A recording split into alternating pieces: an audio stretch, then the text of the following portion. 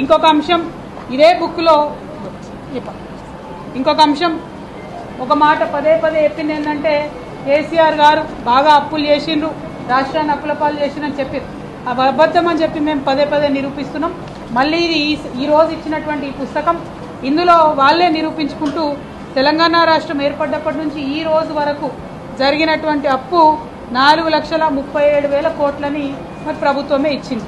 కానీ కేసీఆర్ గారిని పట్టుకొని 7.5 లక్షల కోట్లు అప్పు చేసిరు, మీరు ఇన్ని లక్షల కోట్లు అప్పు చేసిరు అని చెప్పి పదే పదే చెప్తుంటారు.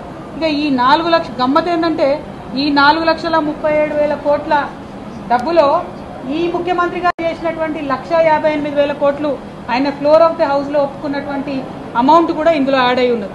అంటే కేసీఆర్ గారు చేసినటువంటి అప్పు మీద వాళ్ళు తప్పుడు ప్రచారం చేసిందన్న విషయాన్ని ప్రభుత్వము మరి ఈ 2 పుస్తకాలలో కూడా ఈ బడ్జెట్లో రాసి ఇవ్వడం అన్నటువంటిది వాళ్ళ అసత్యాలను ఎండగట్టేటట్టుగా ఉన్నది. ఈ విషయం ప్రజలు గమనించాల్సిందిగా కోరుతా ఉన్నాం.